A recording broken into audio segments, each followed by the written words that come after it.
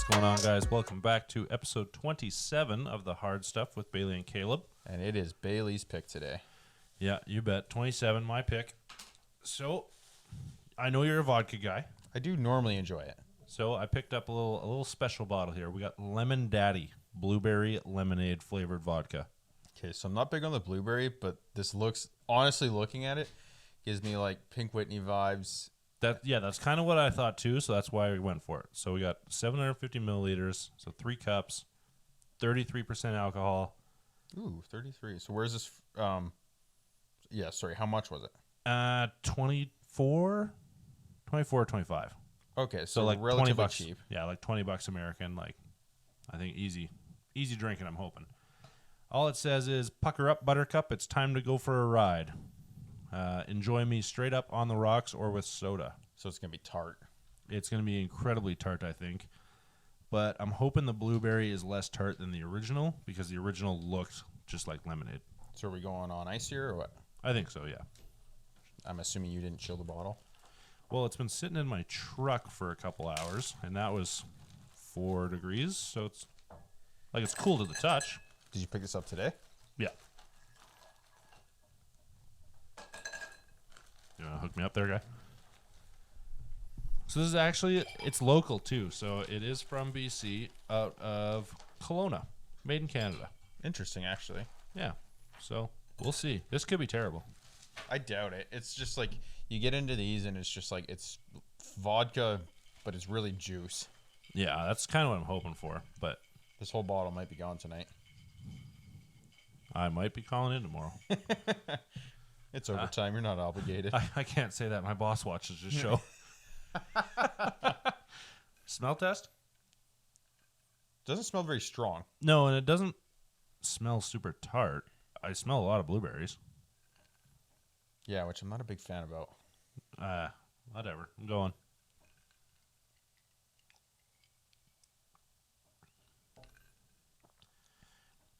It doesn't taste very good, but it's easy to drink. Ask me after this class. That's kind of how it feels. I feel like this one, it's not great off the start. No, but if no, you no. already got a buzz going or you get a couple into this, it'll go down like nothing. Yeah, like it's not. It's not It strong. is kind of tart, but it's like dull. Yeah, it's not strong. It doesn't burn. Super easy to drink, but it just does not have a good taste. I think for me, it's a little less lemon, a little more blueberry. I don't taste really much lemon at all, to be Yeah. honest. All right, we'll have to try the lemonade one next time. Oh, there's another flavor. Yeah, they actually have like a plain lemonade one, but it looked super sour, so I was like, yeah, I'll try the blue one. Okay, so what's the rating? I don't really know. I think this would be one to kind of mix with like Sprite. Yeah, that's what it says. It says to try it with soda. That's like the recommendation. So Oh, okay. it would probably be good with Sprite, I'd imagine. But I don't know. For me, we're kind of rating it as like a shot, right? Alongside Pink Whitney. I think Pink Whitney's better, but as a shot going down straight. No, you no, gotta chill- I just mean the category. No, but that's what I mean. So if we rate this as a shot and it was actually chilled correctly, I think it would still be tasty to just go down. Yeah. Like if you poured a shot of this for you and 3 other guys, easy gone. Yeah, absolutely.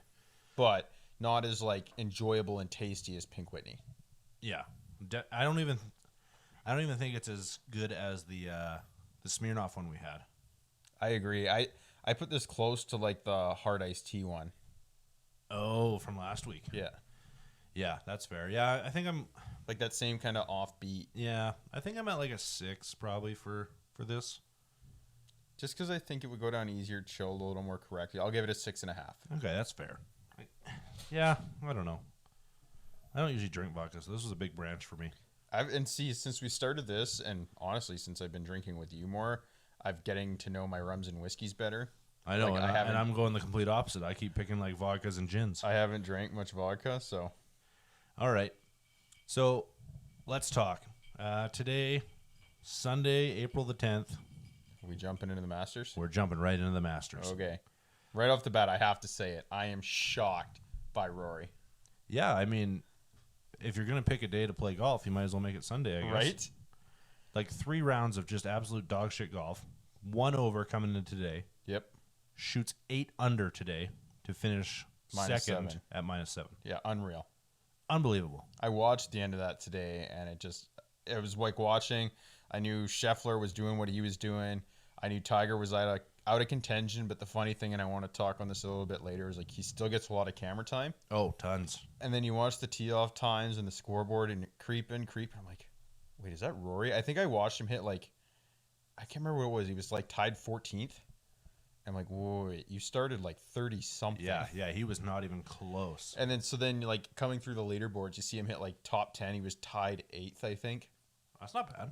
And then it's just like keeps going, and you're like, oh my God, what is he doing? Yeah, he had a shot. He had a serious shot. It got to that point because by the end of it, when he was on 16, I think he was -6, and everyone's like, is he going to do it? That would have been fucking incredible. That would have been arguably on the same level of comeback as Tiger's 2019. Yeah. Like, that would have been nuts. But it's Rory, so he didn't win.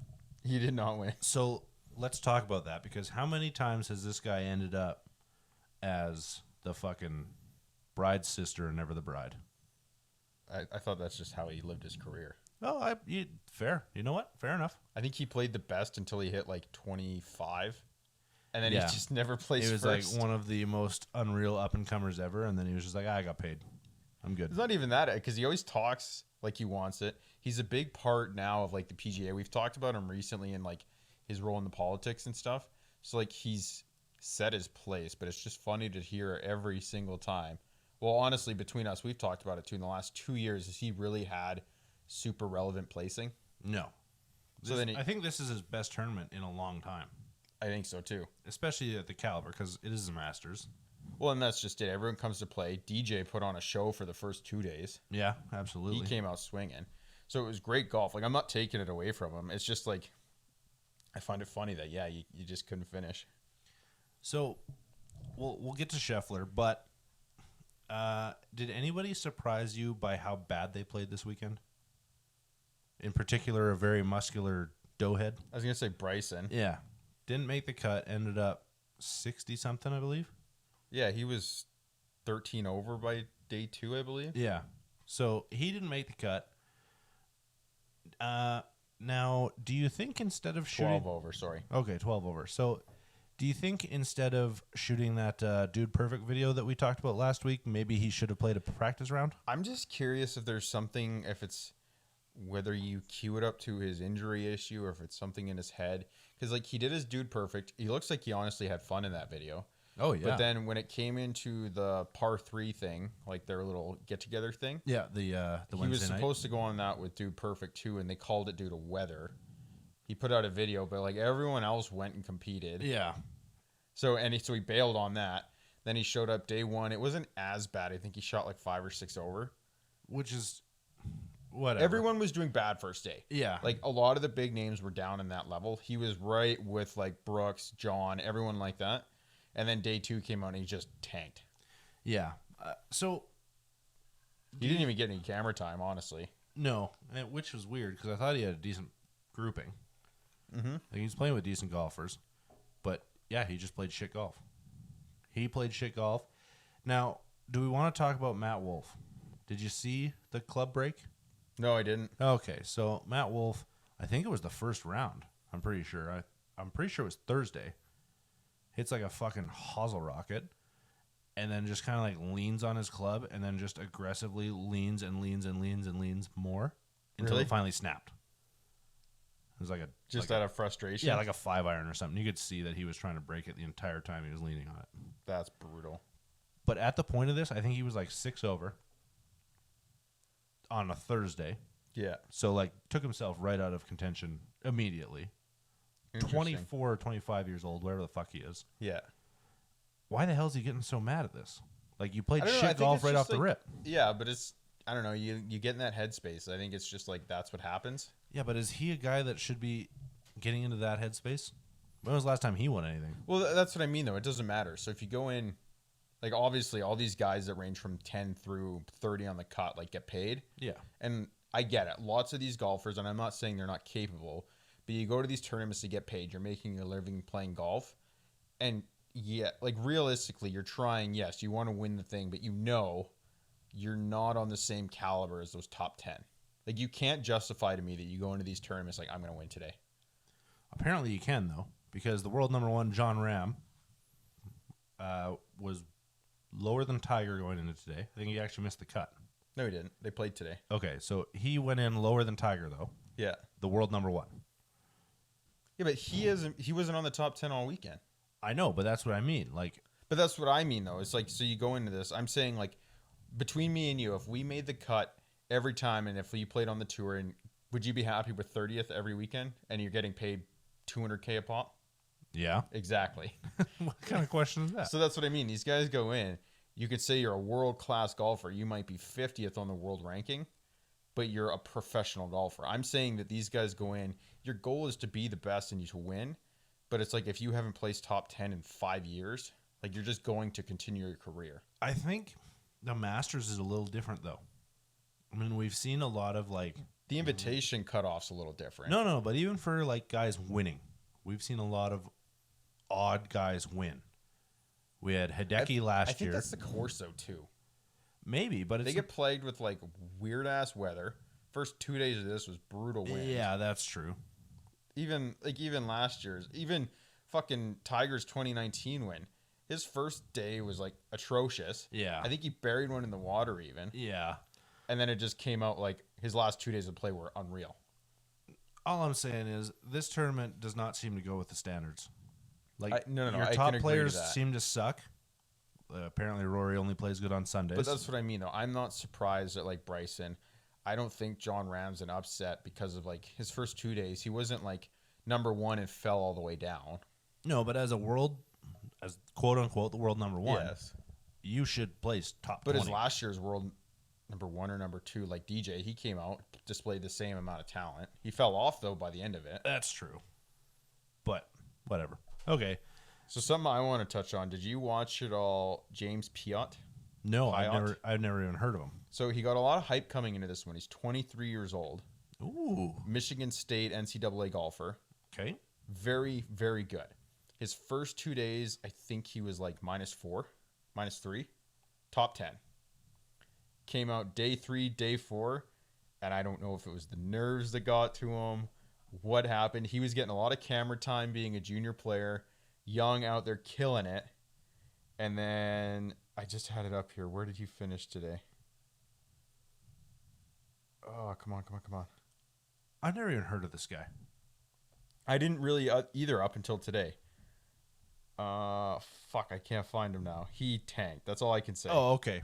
I thought this was going to be a Cinderella story. He had an awesome time. I was even enjoying watching him. Like, he was in one of the good pairings, and it just sucked for him. It's tough. Okay. So, Scotty Scheffler won. Are you surprised? Not really. I wouldn't have guessed it going into it. Honestly, like, we kind of hit our predictions. It just wasn't in my thought. But after his first 2 days, it's like, okay, he wants it. And he has been playing good golf this year. He has. That's what I mean. If you listen to some people talk about it, it wasn't like a big shock. Yeah. Okay.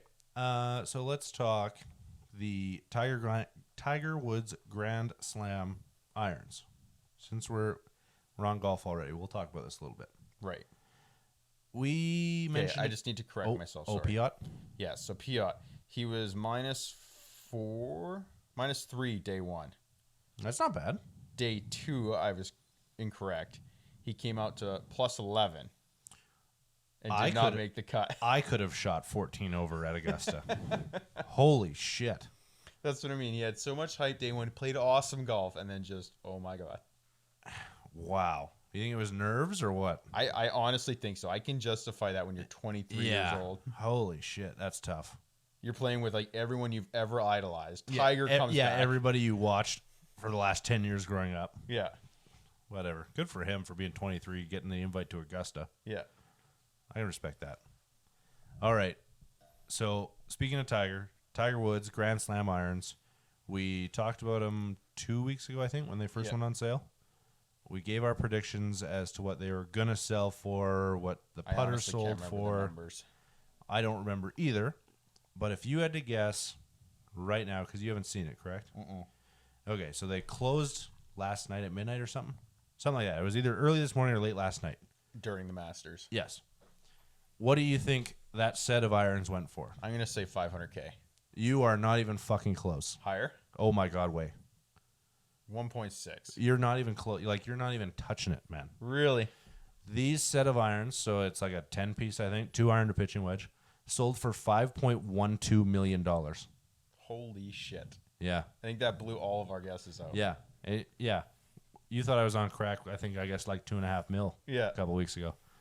Yeah, so... It was because the putter was like $500K or something. Yeah, but I guess, like you said, though, in the middle of the Masters, Tigers come back after 500 days. Props to whoever was dealing with that auction, because that was 2 weeks ago. They're like, Masters are coming. We got to wait. Yeah. We can squeak a little extra money out of this. So, surprised? So fucked. I am. Yeah. Because like you said back then, it's the same thing. It's like, no matter what you do, so be it. Like, you got that for your man cave or to showboat to your friends. And then, like, do you just hang an iron all the way around your man cave? Like, I think that's what you do is you hang an iron in every room of your house. Because at $5 million, I'll guarantee you got a 10-bedroom house. Like, 100%. I just want to know if they're getting shipped to Dubai. I hope they are the first prize for the whatever the fuck the first Dubai tournament is. And I hope Phil bought them. Could you fucking imagine? I think the PGA would have outbid him just so he wouldn't have had it. If they saw Phil Mickelson on the fucking bid ticket, they would be like, no shot. It's like Big Cavs 2012 or some dumb shit. That'd be so awesome. I'd fucking love that. Okay. That's impressive, though. That actually surprises me, honestly. Yeah. Yeah, I thought, like, I read it. I checked the update 2 days ago, and they were at 4.6. And I was like, oh, wow, that's high. Like, I figured that's where it would close at. Yeah. And it ended up at 5.1 and change. I was like, holy shit. That's impressive. So, in your opinion, though, do you think the Masters helped that? Absolutely. 100%. Like, do you think in the last 3 days this bid went up like $2 million or something? Yeah. I think I didn't check what it was at. I should have checked what it was at when Tiger announced that, yes, he is playing. Yeah. Because I'm sure that day it went up at least $1 million. For sure. I'm sure the first practice round it went up probably $1 million. And then I'm sure seeing him shoot well Thursday, it went up probably $1 million. Right? Like, everything kind of just fell into place for these irons to make more money than you and I will ever see in a lifetime. Challenge accepted. Ugh, fucking best of luck to you. That's the purse I'm taking when you lose to Joe Rogan. Whoa. Undefeated. Want to know. We don't talk about that. But yeah, so kind of ridiculous, but yes, to answer your question, I think the Masters helped that exponentially. So I'm just like, okay, I agree with you on that. We've touched on that. I just want to go back to this since I know we were both fairly relevant in it this weekend. Were you happy with the Masters? Yeah. I mean, I think you're always happy with the Masters, right? Like, it's never a bad tournament. Yeah. I would have liked to see the names you watch golf for maybe play some fucking golf this weekend. I don't know. I kind of enjoyed it in the fact that lots of the guys that we see get a lot of camera time didn't this time. Like, and by that I mean like Morikawa didn't get a lot from like where we were watching. Nobody pushed today. I think he ended up Finau didn't today. get fuck all, which I loved. Yeah, he fucking played like shit. And then like same thing. I'm not opposed to it, but it was kind of nice not seeing Bryson get a fuck ton of camera time. Yeah. Like, you got to see a lot of this. Someone that did decent though that I'm surprised didn't get a lot was Fleetwood. Yeah, I feel like he never gets camera time, though. I agree. He's like one of the biggest guys out of Europe, and they never fucking put him on TV. And I don't know if that's like just their system for how it is in the U.S., like where we get our screen time. Like, I don't know. Yeah, I mean, you and I can only ever watch one grouping ever anyway because Canada barely fucking supports golf. Yeah, it's tough to get here. But even that, like, Rory got quite a bit for the first 2 days shooting like ass, and then it just escalated as he climbed. Like, so be it. Yeah, but I think, like, I don't DJ got a lot too. Fleetwood and DJ and Rory are in the same caliber, right? Like, you think DJ and Rory, you're like, oh, these guys, they're golf. When you think golf, you know those names. Yeah. A lot of people don't know who Fleetwood is. I also think, though, that's part of, like, their branding, their sponsors. Like, they're fucking poster boys everywhere. Yeah, absolutely. And then you got, like, DJ and his wife and the family that he's involved with. Like, Yeah. he's just relevant in everything. Yeah, and he will be, like you said, his wife and who he is just in general. Yeah. Like, yeah, I agree. So, I think that wraps it for golf. We missed it last week, but March Madness wrapped up April 4th, I believe. Monday. Monday was the championship game. Okay. Number 1 seed, number 8 seed. Oh, that's why we didn't hit on it then. Yes. Okay. I totally forgot that it actually happened after we recorded the episode. Okay. But, yeah, Monday night it happened. Number 1 seed, Kansas, taking on number 8 seed, UNC. Predictions going into it, I figured Kansas was going to walk UNC, I'll be honest. Okay. Because they absolutely But handled neither of them seed. were in your bracket, right? No. Okay. No, fuck. The last 4 teams, none of them were in my bracket. Didn't even fucking matter. I wasn't even close. But the 2 days before, because I believe they did the semis Saturday, Kansas walked the number 2 team by 16. Beat Villanova by 16 or 17. Oh, wow. And then 2 days later had to play the number 8 team, which you'd think they'd walk. Yeah. Well, I don't know. You've been talking about it this whole month that hasn't been happening. Yeah, that's true. There's been upsets all over the place. But won by 3. Okay. Incredibly close game. I mean, I think that's kind of why everybody watches March Madness is like, I'm sure everybody that is not a Kansas fan wanted UNC to win just because you're like, oh, 8 seed, I want them to win. Yeah. Seems to kind of be a theme with March Madness, which I like. I know you don't give a shit about basketball, but it was... I'm not opposed to it. Like, I don't mind. I can enjoy basketball to the fact that, like, if you're getting drunk watching it with buddies, it's fun. Mm-hmm. I enjoy that more than baseball, period. Oh, yeah. That... Don't even get me fucking started, man. we won't be talking about baseball on this show, that's for sure. But, yeah, they wrapped it up.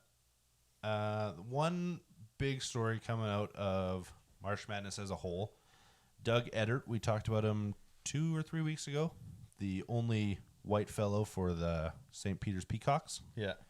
He has entered the transfer portal because he finally got some recognition this year, and he's moving to Bryant University, I believe. Never heard of it in my life. Apparently they're higher ranked, but I don't even think they made the tournament this year. So he got, obviously, whatever scholarship to pay for his school and probably some kind of booster. Yeah, that's what I would imagine. Okay. People saw him play well this year, and they're like, oh, who's this kid? We take can him. afford him, yeah. So that's nice to see. It's nice, like, kids coming out of small schools. Because we talked about it. That school, it's like a high school gymnasium. But that's what I mean, though. I think, like, for not being a fan of it, though, I like hearing that these underdog schools and shit are doing that. Yeah. Because, you know, come next year, even 2 years after, like, it pumps up their program. If you place higher in the seed, it gives, like, your prospects that are obviously dreaming of these other ones, and then they don't get picked or you get dropped down at these different scholarships, and they're like, you know what, I can't commit to that. Like, they play decent ball kind of thing. Yeah. Where before, it's like, I'm not going to that school. Yeah, and I think it's tough for a lot of these kids. Like, depending on where you come out of, there's not a whole lot of scouting going on in some high schools. Yeah, I honestly. believe that.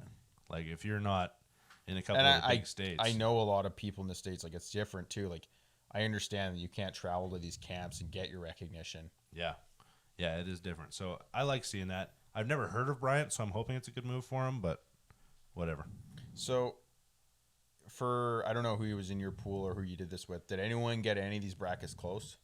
My one friend got close, and they had Duke winning, but Duke lost in the semis. Yeah. That was the closest I heard. Oh, really? That was the only guy that even came anywhere close to, like, my friends or anything, was Duke winning, and they lost in the round prior. That was it. In semis. Yeah. That's awesome. Yeah. Mine was broken after the first day Kentucky lost, so that was awesome. So, whatever. I'm going to try again next year, and I'm sure we'll have this same conversation in a year. Like, oh, fuck this team because they broke my bracket day one. I say, so with that, I know you didn't as much in the quarters and semis. Like, did you watch much of this, or you just kind of kept updated on your brackets? I tried watching a lot of the Sweet 16. I like that. Like, the Sweet 16 is kind of, I think, the best section of basketball. Mm-hmm. It's like, it's either the teams that are coming off big upsets and they're feeling good about themselves, or it's the teams that absolutely stomped in the round before and they're feeling good about themselves. Okay, fair enough. So it seems to always be two confident teams going at it. So I try to keep more updated on that. And then obviously as the finals come, you watch a little more. But I didn't watch a whole lot of the semis or even the Elite Eight, to be honest. Fair enough. But whatever. Live and learn. I'll try again. You've also been traveling, shit like that. That's true. So, okay, so that's it for sports, I think. Okay, I want to move into our big topic. Yeah, let's talk about it. We held this off. We were going to do it for its own episode, but I think it kind of suits this one. We're a little light. And we're 3 episodes in now. We've given it an in-depth view. We put our effort in, so it's time to talk about Halo. Yeah. Yeah, let's talk about Halo. So, I know what upsets me, but I'm going to ask you some, what I'm going to call unbiased questions. Okay. Are you content with the introduction to who the characters were? Like, you're content with, okay. With the introductions, yeah, like, I think so, yes. Okay. Even, like, for every introduction, even up through episode 3, first impressions were good. Yes, absolutely. I think first impressions were good for me as well. When we get into details, how do you feel? Like, we talk... Okay, no, I get what you're saying. So, like, just character details. Yeah. When you get into depth of the characters, I think I'm going to be more on board with it than you are. Absolutely. I know we're going to get to it. The big one, I'm fairly similar to you, but the rest of the supporting characters are starting to work for me. Okay, so we'll talk about Master Chief, we will, but let's just talk about the mains. I'm going to say episode 3 saved a lot for me. After watching that today, the correct voice helped me. Yes, absolutely, and we'll get to that too. But let's start episode 1. Yeah. How do you like the Spartan team, Silver team? How do you like them? Okay, so as far as personalities and characters go, So we've got and I'm going to count this. I'm saying it right now. I'm counting episode 1 is so far Master Chief helmet on. Yes. It worked for me. I liked it. The only thing that my comment for that episode, it's not even about character depth, that bugged me was it's in the trailers and they push this big fight scene in the start on this outpost island with humans. Yeah. So whatever, coming in attack, barely any spoilers. But what happens, my only issue with it is the CGI got a little blocky. Okay, timeout. Should we put a spoiler warning on this? Probably, right? No, I don't think we'll hit the story. We're going to say who's in it, though. Okay, fair enough. Okay, CGI being blocky in episode 1. That was my big beef.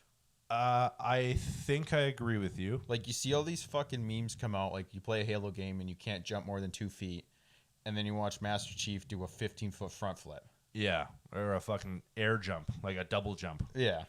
Yeah, I agree with that. That was kind of fucked. And especially, like, and again, it's a weird bias, and I get it, and people can have whatever fucking opinion you want. I don't care. You get into these games, this is based, like, to us in the lore and the story. It's pre-combat evolved. You're learning about all this. Yeah, this is the first interaction. I don't with the think Covenant. you get a fucking booster or a double jump in Halo until, like, Halo 4. I also, yeah, whatever. Like, that's my point. It's no, like, I agree with that. That's a totally fair statement. So, one thing that pissed me off about episode 1 was we are in 2552. something like that, yeah. So 530 years into the future. What mad about the cars. No, I'm over the cars. I understand 2002 fucking Chevy Suburban. I get that. You know what though? I'm calling you on that. While we're here, the Warthogs looked great. They did. We saw I don't some think that was Warthogs. episode 1, but It might have been episode 2. They look great. The Warthogs look awesome. I love it. and like a little segue there. They're actually getting props from the community saying Sure they are. They did that pretty well. Oh, the Warthogs? Yeah. Okay, good. Because the Warthogs were done well. But back to what I was saying. The weapons that the outposts are using, I think, are fucking stupid. Like, we're 500 years into the future, and we're using 1980s Soviet AK variant guns. I get that, like, because yes, a couple, like, they reminded me actually very much, if you think back to like Call of Duty, it was the G36C, Yeah. that kind of style. And I agree with you a little bit, but on the whole end of it, I'm not that upset because I don't even think I would have been mad if I seen a straight up AK. We did. We saw a few. Was there? Yeah. But that's what I mean. Like, you go back to the games, and even whatever 500 years in the fucking future, everything's based off of like bullet powder still. Yeah, no, they are using. But that's what I mean. Like, So even that's the another DMR, the BR, the Magnums, like, it's all ammo. Yeah, it is real bullets. So that's another thing that pissed me off about episode 1. For some reason, the humans' bullets do absolutely nothing to the know. Covenant. Nothing. Like, glance off, get absorbed by shields, whatever. Master Chief rolls in with a Magnum and is all of a sudden one-shotting everything. Yes. Not really, but he's having no problems with shields. He's getting easy headshots. Like, I don't think, unless that thing is shooting fucking laser beams, it should be on kind of the same level as the human guns, right? Yes. That pissed me off. I'll be honest. Yeah, and no, I agree with that. Because, yes, you watch these guys fire this fucking turret. Nothing. Yeah. Master Chief picks it up. Insta-kill. Yeah. I agree with that, honestly. So that was kind of weird for me. One thing I really liked from episode 1, they brought back the original shield recharge sound. Noise, yeah. I like that. How do you like the HUD? Well, the HUD is bright orange and it doesn't show anything that you see.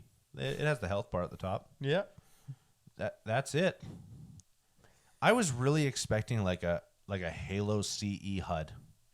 I know, and it would have been nice because the funny thing is, like, we watched it today, Forward Unto Dawn. Yes. And even that HUD was a lot closer. Yeah. So, I don't know. That pissed me off, but whatever. Okay, so as a whole, as we talked about episode 1, what's your honest overall? I loved it until the helmet came off. Okay, I agree with that. Like, I think it. No, I shouldn't say I loved it because, like, whatever the fuck his name, Pablo. Yeah, Like Pablo said, he's not doing the voice, and it's fucking evident. it is, but it's not like the worst thing ever. I hated it. I don't like it either. Like I said, I've been on the subreddits and everything like that. I hope when this is done, we get a full-on dub version from the original voice actor. I would love that. Like I said, they were talking about starting a fucking Kickstarter for it. Like, I'm I would borderline put money about on to that. Oh, spearhead 100%. it. 100% I would put money on that. I don't know. I don't like him as Master Chief personally. But we'll get into that more as we talk about relationships. So let's talk about that. Halsey, cast well, I think. I honestly did like it, yeah. Yeah, I like the Halsey cast. I think the relationship she has with Master Chief, I like that. I like how that's portrayed. Yeah, it suits what I imagine their early relationship would have been. Yeah. Because, like, Coming it's out not of a the Spartan spoiler for anyone that program. plays the games. You know, they kind of go to bat for each other. Yes. It's always been that. But now she's still, like, twisting and controlling the narrative. Yeah, 100%. So I like seeing that. I do. Okay, I like that too. The other one I want to talk about is, I can't even remember her name, but the young girl from the Outpost. Qua or whatever. Yeah, Quan, I think. Quan, yeah. Quan. I just don't get the relevance of it yet. I don't get the relevance of it, and I also hate this. I'm going to say it right now. Daughter I never had relationship. Like, what the fuck is going on there? Well, if they go that route, I agree it's shitty. But if they that's leave the it, vibe I'm getting. if they leave it right now, the vibe I have is that, like, it's this little morality key that went with him doing his stuff. Okay. And I just, it's, again, I'm not trying to spoil it here. So what I see happening is it's going to come full circle with Quan, Chief, and the new antagonists that we've met. They're all going to meet on the planet kind of thing, and shit's going to hit the fan. Yeah. I think we're going to have to fucking talk a little spoilers here, man. We're 3 weeks in. I'm done doing this. So let's talk about that. Let's talk about the antagonist, the Chosen One. Something Something like that. The Chosen. I don't even know if she's got a real name, but human abducted by the Covenant years before raised this. by the prophets. Yeah, like 20 years before this show is actually set. Yeah. Roughly. Like you said, raised by the prophets, kind of controlling the elites. Like, she's got a big role in the Covenant. Yeah, whatever it is. She can get the key to work. I don't remember anything like this in any of the lore, in any of... Like I understand that there always has been the prophets. I know that part. Yeah. Not once have I ever heard of whoever this bitch is. I was even, like, it's been a long time since I played, like, Combat Evolved, but I don't even think Chief was ever, like, a fucking chosen one, like, to make the key work. Yeah, no, I thought he was just like a prototype. Like, it came later that he was part of that tech and, like, the Forerunner shit, Yeah. but never that early. So Same thing with this whole family queue in now, and Yeah. So, yeah, we can't talk about this without talking spoilers. Let's be honest here. So, Chief is the chosen one. So, anytime. Here's the spoiler alert. If you haven't seen up to episode Yeah. 3, turn it off. Turn it right off. Fucking fast forward to minute 57 when we do our closer. But Chief's the chosen one. He touches the key, and all of a sudden, it Shows a Halo ring. Yeah, he gets a Halo ring, and all of a sudden, his memories start coming back. Yes. And Halsey shits a brick. Yeah. Like, I think we could have done this show without his childhood trauma. I'm hoping it adds some That's sort of just relevance. it. Like, I don't want to judge it Yeah, yet. we're too early for that. I agree. But as of 3 episodes in, I don't think it's relevant. I don't think it's helping. I'll give you that. Like, I'm the sure only thing it it's will. helping do, and I think, again, it's too soon because, like, from Combat Evolved all the way through Halo 5, like, we as players know that Chief gains morality and a conscience and, like, is more human. Yeah. But through Halo 1 and 2, that doesn't exist. Yeah. And that's my biggest beef with this so far is episode 2 especially. There's too much dialogue from Chief. There's too much helmet off time, especially on a busy fucking planet. I think almost the entire episode was helmet off. That's what I mean. And I get that as an actor, like, you don't want to hide your face, blah, blah, blah, blah. But you signed on as a guy that's never fucking taken his helmet off. Well, who did the acting for Halo 4 movie? I have no idea. It actually wasn't even the same voice. No, it wasn't the same voice, but It's he did the closer. whole thing with his helmet on. Yeah, but it also wasn't a Master Chief movie. It's a fucking He was in Halo it for, movie. like, It's about Master 15 Chief. minutes. Doesn't matter. It's about fucking Lasky and the cadets. Don't care.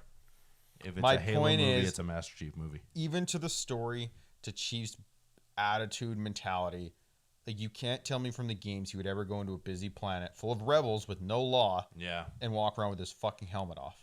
Yeah. I think he is incredibly soft for how everybody portrays Chief.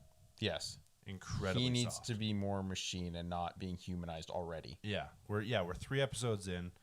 He's already, like, fucking spoiler again.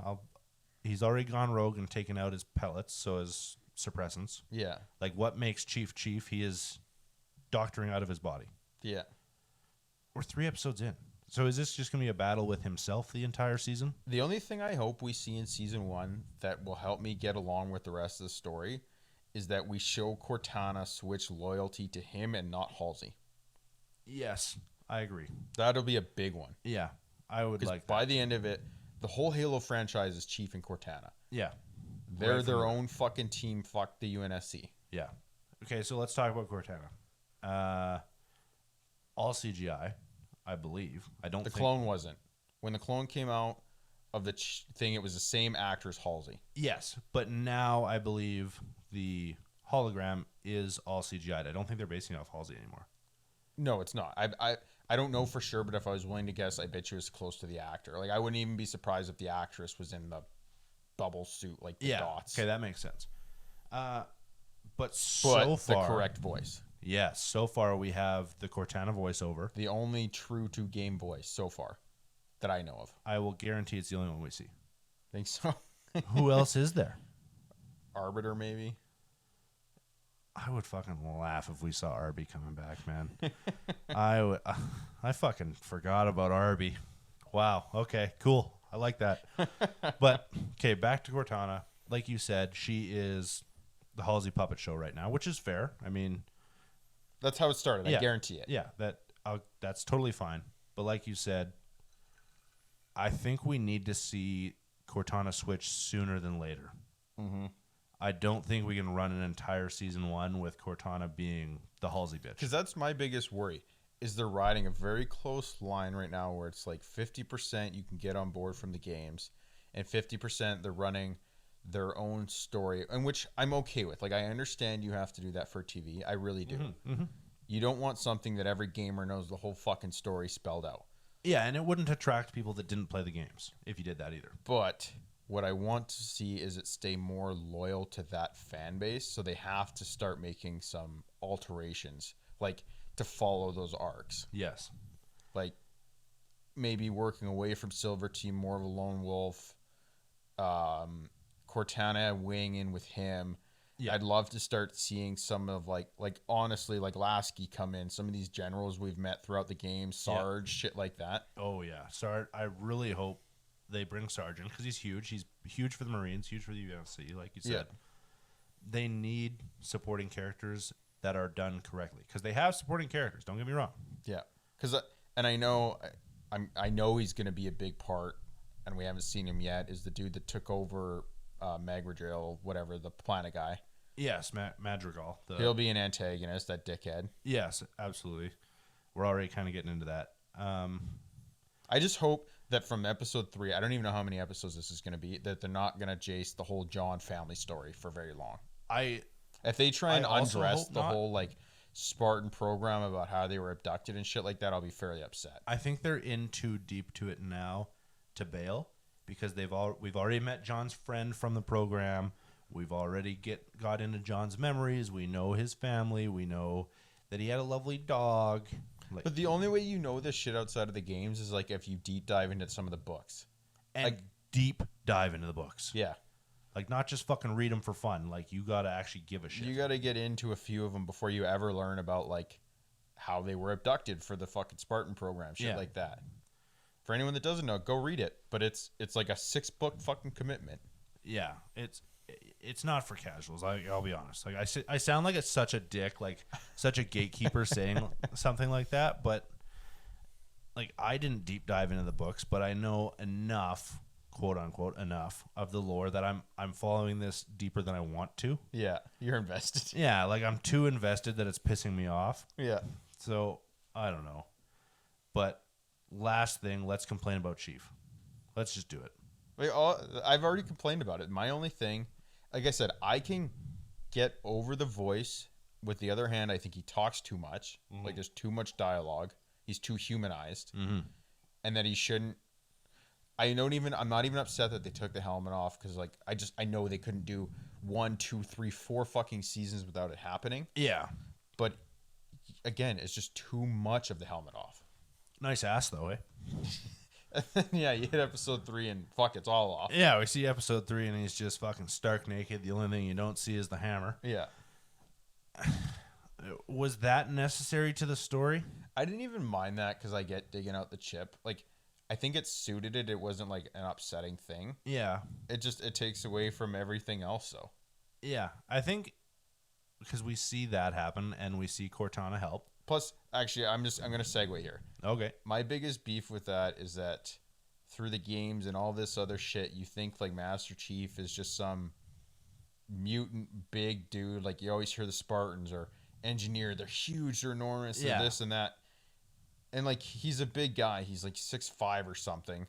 But he's not walking around at 320. Like, no. To me, you think about that. You think he's just some fucking juice guy. Yeah, yeah. I think everybody's You want to see someone like Dwayne The Rock Johnson size. Honestly, probably would have been a better cast. They voiced that over. He's too busy doing Fortnite, though. Yeah. Okay.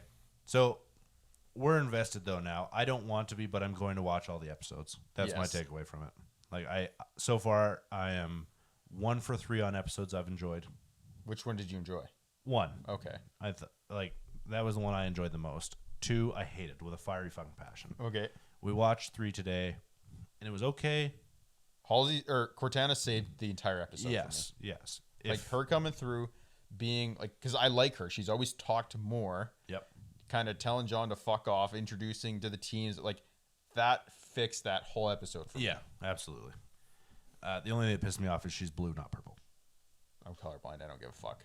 Fair enough. Okay, so we're talking about games anyway. New game came out. You've tried it. I haven't. Tiny Tina's Wonderland. I got Borderlands spinoff. Between 6 and 10 hours in it. That's pretty good. It is. It's fun. I thoroughly enjoyed it. And I will play it to completion. Yeah. It plays like Borderlands, though, I'm going to guess? Very much so, except, like, for me, when I played Borderlands 3, I got to the Tiny Tina part, and I did it all. All the side quests, everything, because I love her lore. So this, when you get into the story and, like, her dialogue, everything is just so good. That's good, because she's, like, a volatile character in Borderlands 2 and 3. Yeah, but just, like, a little girl on acid, and it's fucking awesome. Yeah, with too much dynamite. Yep. Yeah. So And then you throw in like a whole D&D vibe, and it's glorious. is that where we're at now? It is. Ooh. So this whole thing is like played kind of like fourth dimension, Yeah. where you're playing like the whole game is set up as like she's your dungeon master. You're playing like D&D. Yeah. So that was one thing I was actually a little concerned about. Is it just chaos all the time? Nope. Good.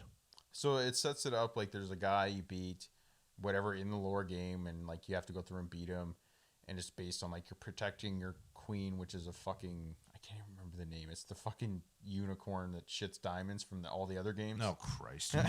Okay. But that's what I mean. Yeah. Like there's tie-ins from all their Borderlands. It's the same universe. You're just in Tiny Tina's D&D game. Now, do we have like the same characters? There's some recurring coming back with little altered names for like this universe. So yes. Okay, I like that because I think like Claptrap's in it. Nice. I can't remember his name off the top of my head. He was from one of the expansions, the guitarist dude. Oh. He's in it. Okay. Okay, I don't hate that. Like I've yet to see someone like Lilith or Roland, but what about Brick? no, not yet. Because he played a big part in 3. That's a lie. It might be Brick. It might be the guy from the first game. Someone I'm like getting to it in the story. Like Fair I'm not enough. very far in. Fair enough. But so far you're liking it? Yes, I probably one of my second or third highest hours into any video game was Borderlands 3. Yeah. So this hits home for me. Okay. It's the same thing. There's 100 million fucking weapons in this. The skill trees are awesome. Like it's hitting home. I highly recommend buying it. I will be getting it. Okay. Good. I just needed a little reassurance before I fucking spent the $100 on it. It is like, and that's what it is for anyone's like. Yes, we're in Canada. It's an $80 game. It works out to $92 with fucking tax. That hurts. But it's the funnest game that I've played in a while. Okay. I'll take that. I like it. Elon Musk bought Twitter. He bought 9-point-something% of Twitter. So he for is 9-point-something billion. He's now the highest stockholder, not majority because it's only like 9%. Yeah. But I think he's the highest. He's one of the highest single owners. And he bought it because he wanted an edit button? I don't even know. Okay, so I don't know if this is relevant. I'm sure it is, but like it's behind closed doors. For the past like 2 months, he's been fighting lawsuits because since his tweets were weighing in on markets and cryptocurrency values, the FEC, Federal Economic Commission, something like that. I don't know. Light me up in the comments. I don't give a fuck. Fair. They've been getting mad at him. So he's been having to get his SpaceX and Tesla lawyers to screen every one of his tweets before he tweets it. Jesus. So he doesn't get in shit for like market tampering. Oh my God. So I guess I'd want an edit button too. That's what I mean. That's been going on for the last like 2 months. And then it just comes out of absolutely nowhere that he buys 10% of the company. That's so wild. Okay. And this is after he's been selling stock and like getting money. Like, yeah, I thought he was liquidating, and then he just decides to buy Twitter. Yeah, whatever. Do we think Bezos is going to make a run at something now? I don't think so. Just because he hasn't ever really been that relevant on social media. I know, but it just seems like he doesn't like to be the second richest guy in the world. You know what I mean? I don't think he has a choice anymore.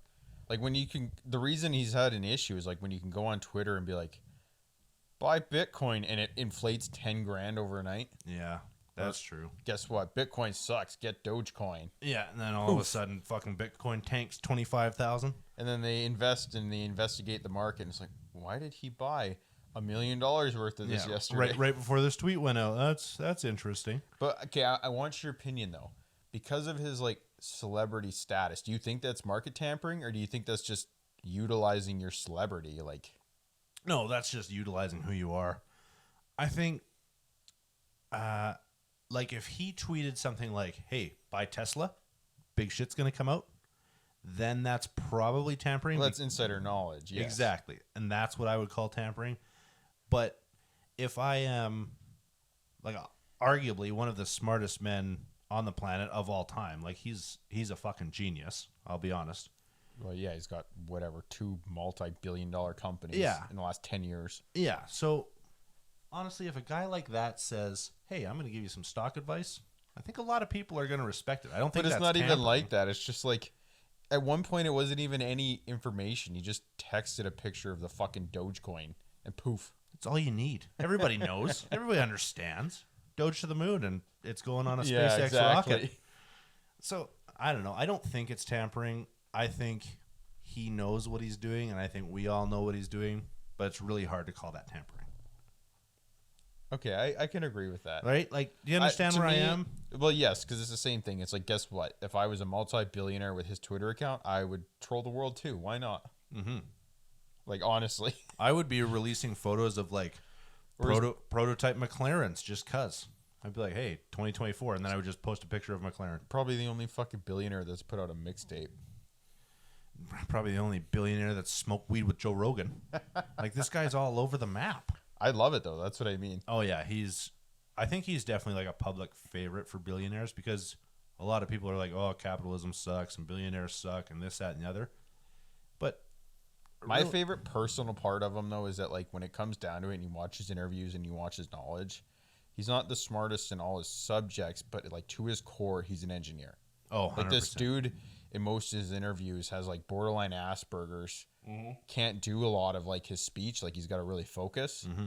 Like, I don't know. I like that. And then you go to Bezos, where it's like, yes, you're intelligent, but it's like, I picked my team, and this guy does this, and that guy does that, and it's awesome. It's like, it's two different people. It really is. Oh, 100%. And I don't think, like you said, I don't think it's a contest anymore. I think Musk is the man now. That's what I mean. If you gave each of them $5 million and said, do something with it. Well, not even that. Do something to help the world. Yeah. Like, Elon Musk wins, period. Yeah. Are we still waiting on that? What? We talked about that like a month ago. Elon Musk was going to end world hunger. No. It wasn't that. He said he would front the money instantly if someone could prove it. Yeah, if somebody gave him the budget breakdown. Yeah, no one could. Oh, weird. Okay, so world hunger there was cannot no logistical way to make it possible. Oh, okay. I was just curious because it was the $6 billion or whatever the fuck it was. Yeah, he was like, okay, I'll just sell some Tesla stocks and you can have it if you can prove it. Yeah, okay. No one could. Okay, I'm just making sure because he has been followed up on that too. Like, people have asked him, he's like, nothing came. Yeah, nobody showed me a budget. Yeah, fair enough. I can't argue with that. Like, he will do it if somebody tells him how. Well, like, yeah, if you can't tell me that he wouldn't solve world hunger for $6 billion and buy Twitter for 10. Mm-hmm. Yeah, that's a fucking fair point. Okay, so last thing, we're talking about Musk, we're talking about Tesla, we're talking about EV. What the hell do you have up here? I just have, because we touched on it a long time ago. Fuck, I can't even remember. Honda partnered Sony, I believe. Yes, the Honda Sony. Okay. So they partner to make their EVs. Honda's been pushing this hard. They've been doing a lot of press about it. EV, different markets, and then guess what? Honda fell into the same trap as every other manufacturer at the moment. Semiconductor shortages, can't find stock fucking anywhere at all. And so they just came out with GM. So this is on top of, like, we're not a political podcast, but our wonderful Prime Minister has come out and said that in Canada, we will only be selling EVs by 2025 or 26. Yeah. Which, flat out, I think is horseshit. I'm pretty sure he thinks Canada is Tofino because he seems to go there all the time when he's supposed to be doing other shit. Yep. Or the small area between Detroit, Michigan, Sudbury, Ontario, and Niagara Falls. I think there's a small triangle there in Ontario. He's like, that's Canada. And Tofino, because I like Tofino. Like we've talked about it before, where we live, it hits -40 yearly. Yeah. Anybody without a garage or a carport. Celsius. Yeah, well, it's the same. At one point, but yes, it's at, cold at as negative fuck. 40. Is it? Yeah. Oh, okay. Fun fact. There you go. -40C and -40F, same. His head just grew a little bit. I'm kind of on an Elon Musk level here, so.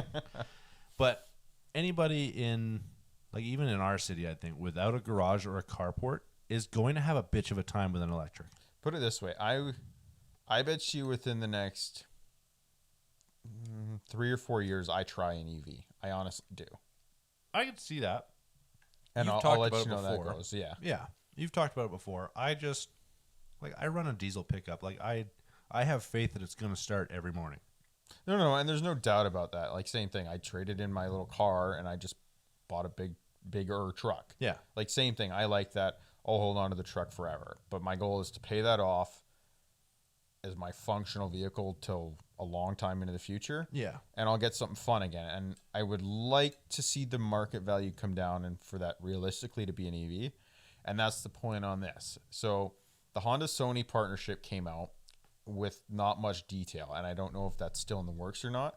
I'm assuming partnering with Sony, it's going to be a little more on the tech side, infotainment maybe, Yeah. that kind of stuff. I think Honda's always been kind of ahead on infotainment. It's always felt really nice to me. And I agree with that, especially driving a Honda for the last 2 years. Cheap-ish car, felt very high trim for what it was. Yeah. But now on top of that, Honda and General Motors have come out, announced their partnership, and they're targeting by 2027 the most affordable lineup of EVs. That is totally fine for me, and I'm okay with that. But I want these EVs to compete with Tesla. I don't want to drive a Nissan Leaf that struggles to do 90K on the highway. No, and I agree with that speed-wise, but I want to touch on this because you've been around them a little bit like me. You've been around a Model X. Yep. Have you been around a P100D? No. Have you been around a Model 3? Yes. So I know you know this then. Model X, it's like $110,000 Canadian. Yeah, roughly, yeah. Very nice vehicle. Absolutely. Awesome features. Fit and finish is good. Yep. When you get to a Model 3, the exterior looks super clean and the interior feels like a cereal Cheap box. as shit. Yes. Cheap as shit. Like, that's my biggest beef with Tesla, being in that. I've been in a Model 3 and I've been in a P100D. And if you debadge them, it would be two different manufacturers. Like, you never guess they were the same. Absolutely it would. 100%. And for us in Canada to get a Model 3 with like a long range battery, you're still looking at like 60 to 70 grand. Yeah. Whereas... And a P100D, let alone like a fucking Plaid X, is like 120 plus. Yeah. But, good news. Musk announced the semis, the Cybertruck, and the Roadster will be out by 2024, I believe. Ooh. I have no hopes for that. I was excited for the Cybertruck, but I don't think it's going to be a realistic market cap. No, and I also just don't think it's a realistic fucking vehicle. I think if it works, it'd be awesome because they're advertising now that like the towing capacity is going to like be way better than the Ford. Yes, it slaughters the Lightning.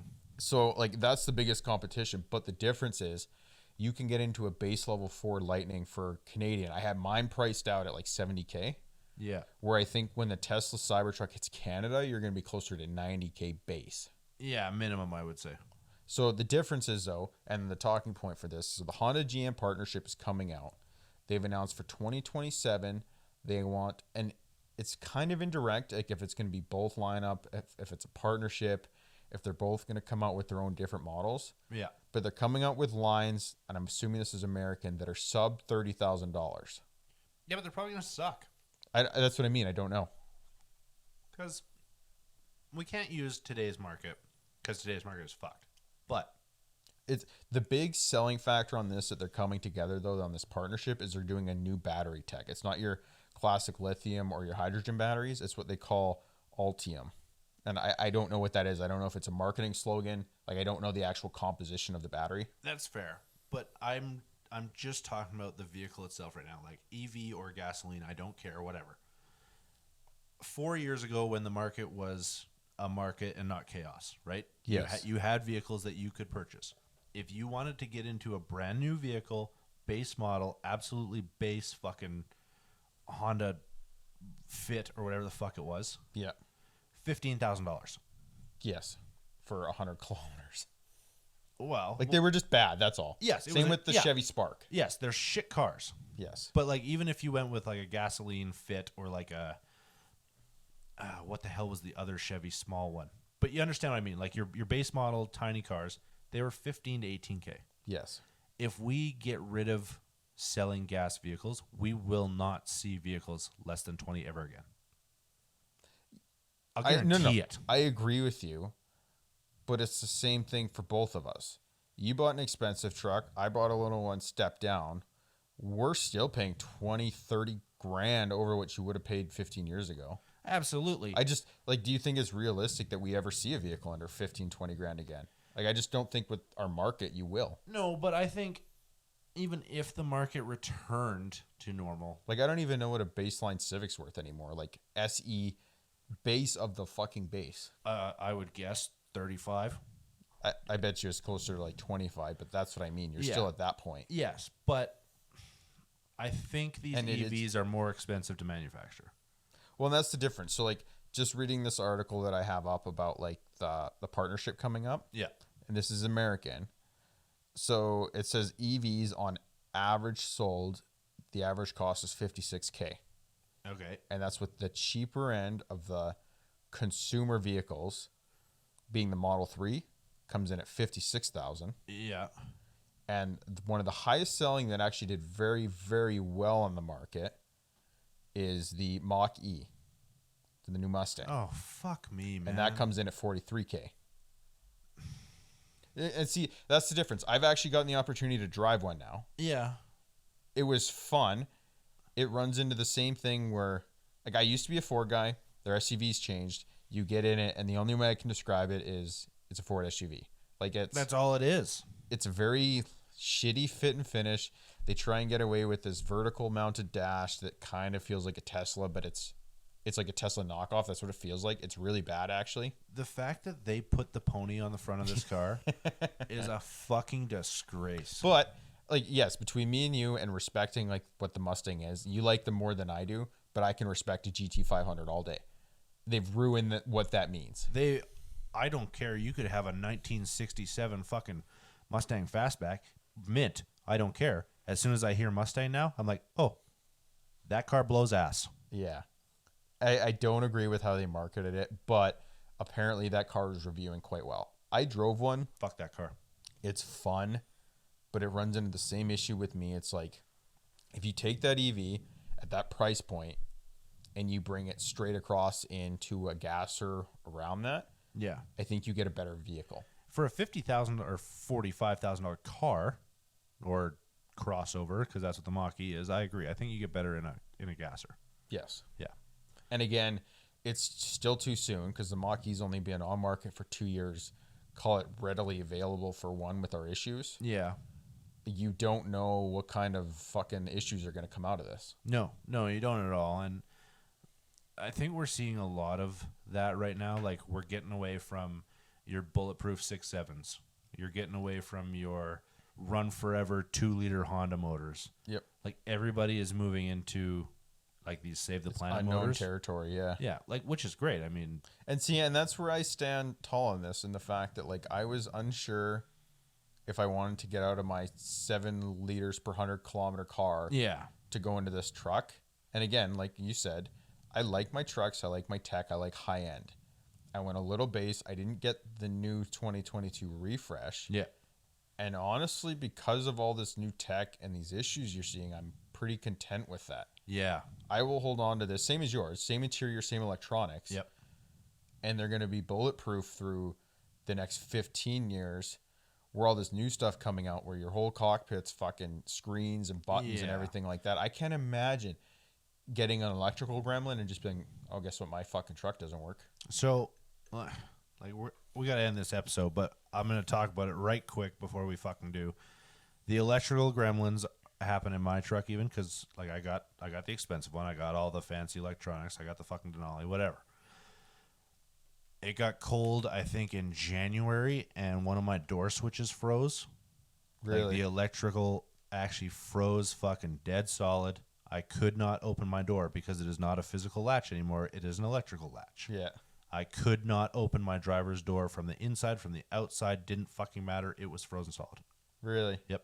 And again, this is being people that just, like, don't have the luxury of a garage. Yeah.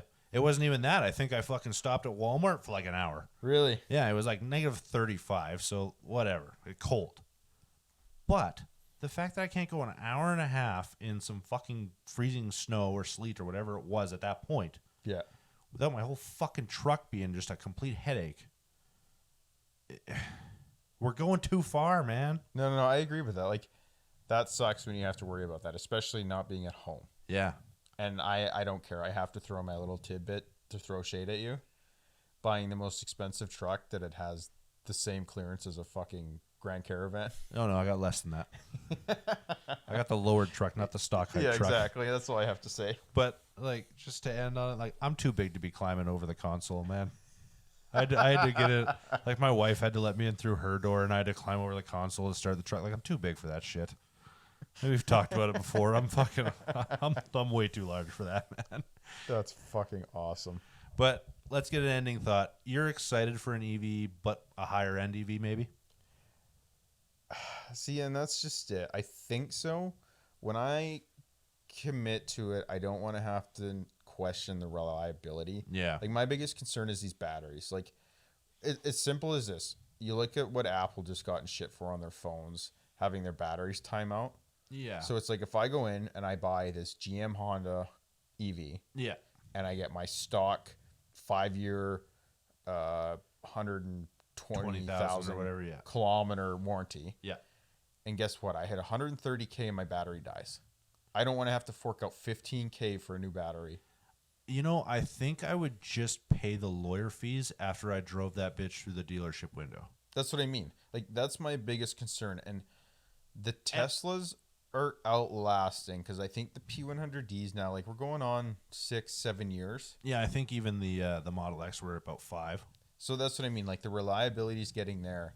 But I'm really excited to see what comes out of the Mach-E's. Even the F-150s that are incorporating a lot of this electronic stuff, like for their workloads and stuff. Yeah. The Lightnings when they come out. Because that'll be the deciding factors. We get to where they want to be. So we're 2022. You get to 2027 when they're releasing all this. We'll start seeing if any of these cars are really like lemons. Yeah, we should, yeah. What comes out of that, let alone Canada's a little different than the US. We have less population. Our gas prices fluctuate way worse. Yeah. But I could also see by the time everyone switches to EV, our fucking hydro is going to go up a lot, double. Oh, absolutely. We can't generate power worth a fucking dog's dick in this country. Like, we have a brand new dam going in that can power our whole province. Guess what? We're still going to pay a fucking premium. Well, yeah. Like you said, we're not fucking political, but the government is not helping that one. But that's what I mean. Like, I want the EVs to work. I like, so be it, helping the environment. We're not going to talk about the mining process. Blah, blah, blah, blah. I get that. And it's not cut and dry yet. Like, if I could drive around with a car with a fucking windmill on top of it that fixed it, sure. You're a better man than I. Everyone is going to line their pockets. It's the way the world works. I'm curious to see how it hits for our consumers. Me and you were both car, truck people. We like it. Yeah. I like the sound of a V8, no question about it, or a V12 Lamborghini. Don't ever get me wrong. I don't even hate a fucking Viper at that point. But that's what I mean. But I want to see this come in and be functional. I will easily get to the point where I daily drive an EV, but I think I will always, always, always have a petrol engine somewhere. Yeah, I agree. 100%. Okay. So that is it for today, I think.